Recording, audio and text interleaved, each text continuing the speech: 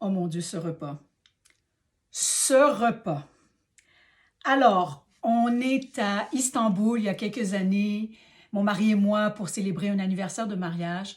Et par amour pour moi, il décide de me suivre dans cette folle aventure que j'avais bookée en ligne.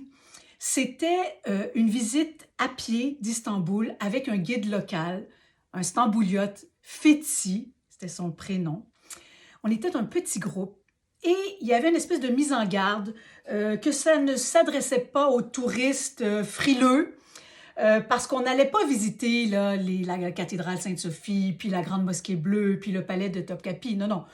Il nous amenait dans son Istanbul à lui, coloré, plein de contradictions. Il nous parlait de politique et c'était absolument déroutant. Arrive un moment où on est dans un marché, il y a plein de fruits, légumes frais, des fines herbes partout, ça sent la nette, ça sent la menthe, c'est extraordinaire, il y a de tout, il y a des femmes voilées, il y a des enfants. Et là, on se rend compte qu'on a pas mal faim. Donc, il ramasse quelques fruits et tout ça et il nous amène dans une petite rue, dans des dédales de rue et on arrive à l'entrée d'un immeuble, une tour d'appartement.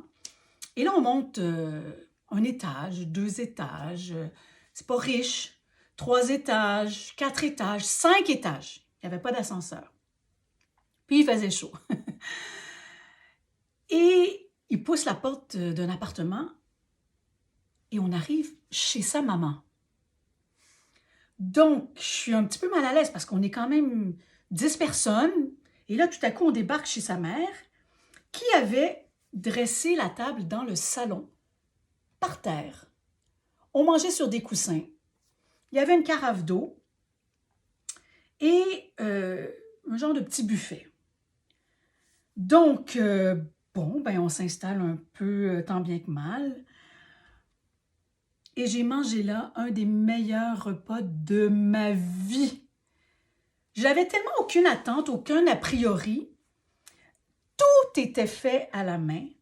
Des feuilles de vigne extraordinaires. Des genres de petits beignets de courgettes. Des fruits frais.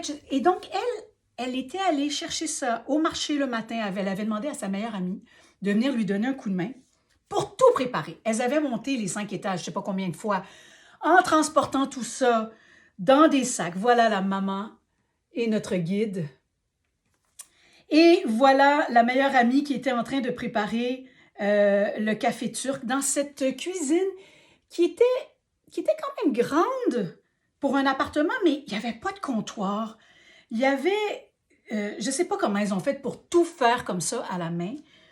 Et à ce moment-là même, dans cet appartement du 5e étage, je ne parlais pas turc. La maman ne comprenait ni mot d'anglais, ni mot de français.